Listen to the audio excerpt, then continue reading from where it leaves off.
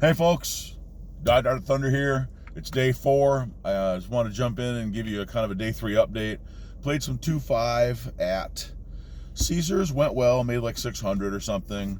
That game got bad. It turned into one of those super tight games where the only big pots are going to be coolers, and yeah, just not a great game. So I got out of there, and that's what you're supposed to do. More on that later. I had, before that, I went to all-you-can-eat sushi at Yama Sushi, solid. I am not a sushi connoisseur by any stretch, but I thought it was good. It was a pretty good value. It was like $22 or $24 or something. It was good. So anyway, yeah, poker went fine. I left. I had dinner with a friend at Gordon Ramsay's pub at Caesars. That was okay, but not worth the prices they charged there. It wasn't great. Yeah, so I left there, went to the Rio to play some 2-5, and initially the game was good. Lots of rec players, including me. Went well. I made like 600. I got up. No, I didn't make 600. I got up some, and then for yet another time on this trip, and this is like a human failing of mine. I'm human. You know, I don't try to make myself out to be super poker ninja robot guy. I had yet another very extended, like 4 hours straight of being totally card dead. And when I say card dead, I don't mean I'm waiting for like the top 10% of hands. I mean, you know, I'm talking about looking down at 9-3 offsuit every single hand for 4 hours is what it seemed like. And and I got frustrated to the point where I made a mistake. This is one of my mistakes of opening up my widening my ranges pre-flop because I just wanted to participate. Like I'm just sitting there doing nothing. It's a mistake, no question about it. And frankly, that mistake didn't really cost me. And the reason was that I was so card dead that even my ridiculous widened range of suited gappers opening in middle position, even early position sometimes, I 3-bet out of the small blind once with 5-7 of diamonds. But that didn't, none of that really cost me much. I managed to win a couple hands, but even those hands, I wasn't even getting those hands. Like that's how card dead I was, right?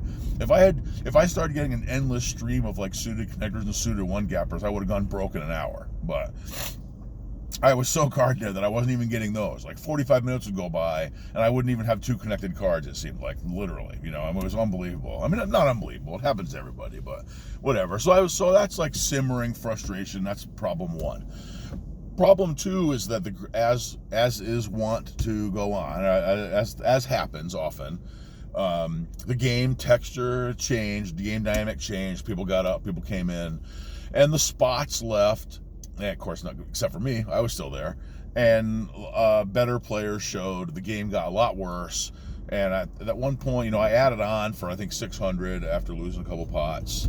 And I really should have just been like, I should have just cut my losses and called it a night. I would have lost a couple $100, or I don't know, I forget what, $300.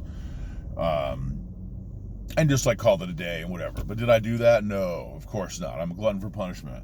I sat there, card dead, frustrated, and I don't tilt like a lunatic, right? Like I'm not tilty, like slamming stuff around. I don't. I'm too old for that, and I've never really been that way, honestly. But I call it like a micro tilt, right? The kind of tilt I'm talking about is just when you don't play so good. You don't play your A game because you're a little bit frustrated, not getting any cards, and like 10-8 suited starts to look pretty good to you. That type of thing. I almost missed my turn here. I made a mistake. And that, you know, of course, and that's costing me money. But then, like I say, the game got worse, and I should have quit. Frankly, if we're being honest, I should have just quit, and I didn't. And I stayed, and I finally got a hand. I'm not going to bore you with details of you know, like cooler stories or whatever, but I think I had pocket 10s on a pretty favorable board, and I overplayed it some, and I lost a couple hundred to like a turned over card. I forget the details, but whatever. And then to wrap things up, I get pocket 4s in the big blind, and in the big blind. There's an early position raise, middle position raise, one call, I defend, and the flop comes with a 4, and it has 2 clubs in it. It's something like 4 clubs. I don't know, and 2 bigger cards. No, not 2 bigger cards. It doesn't matter. The point is, I just bet the whole way. I started the hand with like 700, I think.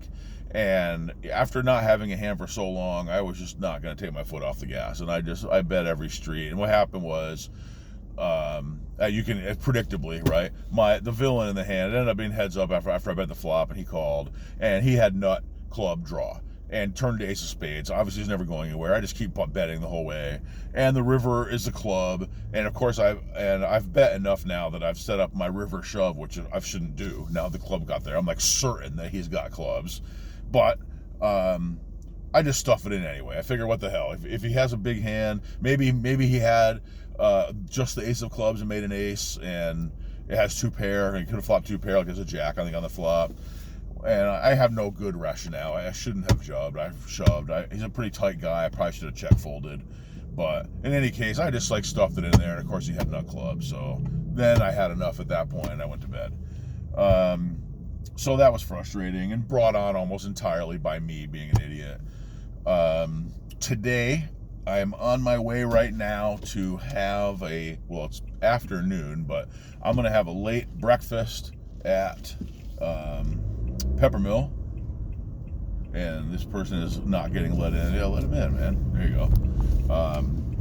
I just like the Peppermill, and I'm gonna relax, and I have a books on my phone. I'm gonna read a book, relax some, and then I think I'm gonna head back to Bellagio for some 2-5. That's a low cap game. It's a $500 cap, and I just need to relax and just have some fun playing poker. I'm not all geared up to try to play a bigger game, certainly. Yeah, I'm kind of rambling. I'll stop talking now. But off to eat, and then Bellagio 2-5, where I can hopefully have some fun, relaxing poker, and maybe I can get things turned around today.